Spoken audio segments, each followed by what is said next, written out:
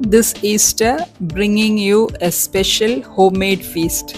Soft appam with creamy chicken stew and a flavorful egg biryani. A plate full of love, tradition, and celebration, made to share with my family. Happy Easter to all of you.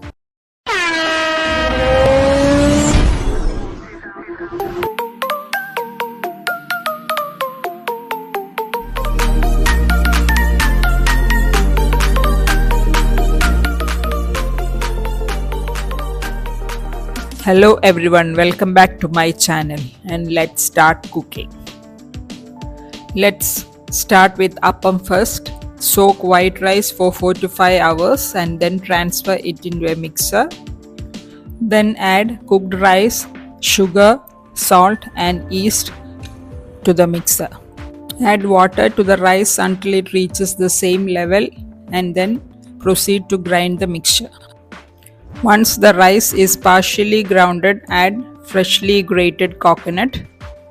Grind the mixture into a smooth batter and transfer it into a steel vessel for fermentation. In warmer conditions, it usually takes 4 to 5 hours, but when it is cold, it requires additional time to ferment. Look at this, the batter has now fermented. This level of consistency is key to making the perfect appam. Place the appachatti on the stove over medium heat. Make sure it's not too hot so you can shape the appam properly. Pour a ladle of batter to the pan. Rotate to spread evenly as shown. Cover and let it cook for 2 minutes. Our soft, lacy appam is now perfectly ready. Repeat these steps to prepare the remaining appams.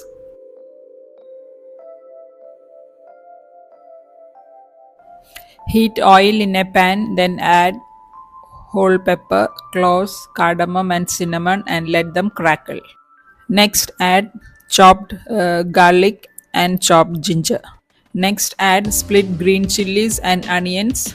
Then saute them until the onions turn translucent. Once the onions are translucent, add the chicken pieces, potato cubes and carrot pieces. Add enough salt and saute for a minute. Next add the thin coconut milk or the second milk and allow the chicken and the veggies to cook until they are tender. After the chicken is cooked, sprinkle some freshly grounded pepper powder followed by thick coconut milk. Stir gently and avoid boiling once the coconut milk has been added. The chicken stew is now ready. To enhance the flavor, I'm going to give it a tadka. Add some chopped small onions, dried red chilies and curry leaves and saute them until they are slightly golden brown and then pour it over the chicken stew and then gently mix it all over. The chicken stew is now ready to be served with appam. Next, let's start making the egg biryani, which is so flavorful. Grind onions, ginger, garlic, green chilies and keep aside. Grind some tomatoes and also keep aside. Heat oil in a pot over medium heat. Add the chopped onions and saute them until they turn golden brown. Next, add chopped green chilies and then the chopped garlic. Saute them until the raw smell fades and a fragrant aroma arises. Once the garlic is fragrant, add the chopped ginger. We always add the ginger last because it can stick to the bottom if added too early. Now we are adding the spices, turmeric powder, chili powder and coriander powder followed by garam masala powder. These all spices give a rich aromatic flavor. Stir well so that the spices roast slightly and release their fragrance. Once the spices are well roasted, it's time to add the chopped tomatoes. The tomatoes will soften and blend with the spices, creating a rich, flavorful base for our dish.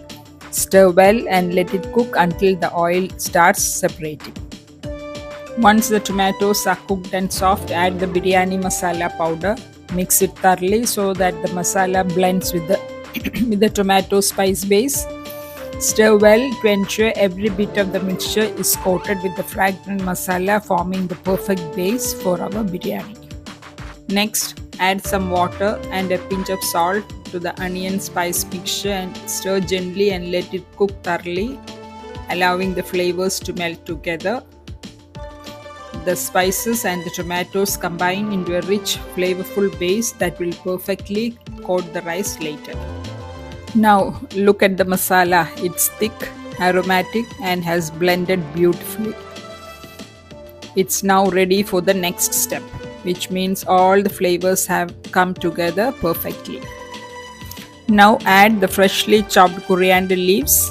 They release a fresh aroma that balances the rich spices, giving the gravy a vibrant flavor and a beautiful hint of green that makes it look as good as it tastes. To make the biryani even more delicious, here is a tip. Add some fresh cream to the gravy. Mix it well and you will see the texture turn smooth and velvety. The cream balances the spices, adds a subtle richness, and gives the masala a luxurious restaurant style finish.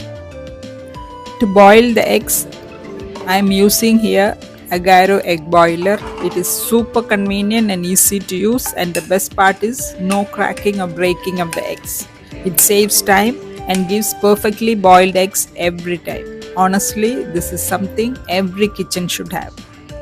Peeling the eggs is so easy, no tearing or sticking. The shells come off smoothly, giving you perfectly clean eggs every time. Cut each egg in half and gently place them into the gravy. Then cover the eggs with the gravy. Let them soak in all the rich flavors so every bite is perfectly coated and delicious. Cover and cook on low heat for 5 minutes, allowing the eggs to absorb all the rich flavors of the gravy. I have already cooked the rice and now it's time to layer the biryani. Take a wide bottom pan. Start with a layer of rice. Spread it evenly. Then sprinkle a generous handful of fresh coriander leaves on top. This layering helps the flavors mingle and gives the biryani its signature aroma and vibrant look. Next, layer the eggs over the rice, placing them evenly. Spoon the rich flavorful gravy on top of the eggs, making sure each piece is coated. This layering helps the rice absorb the masala and keeps the eggs juicy and flavorful. Next, drizzle a spoonful of ghee over the gravy. It adds a rich aroma and enhances the flavor. Then carefully add another layer of rice on top, spreading it evenly so that every bite gets that perfect blend of rice and masala. Repeat the layering process by adding a little ghee followed by the eggs and gravy. Finish by drizzling more ghee on top. This ensures every layer is rich, flavorful, and aromatic, giving the biryani that perfect, indulgent taste. Look at this. I have added crispy fried onions on top for an extra layer of crunch and flavor. They give the biryani a beautiful texture and elevate the taste to the next level. This biryani is a perfect harmony of flavors: soft, fragrant rice layered with rich, spicy gravy, tender eggs, fresh herbs, and a hint of ghee. Topped with crispy fried onions, every bite is aromatic, flavorful, and absolutely irresistible.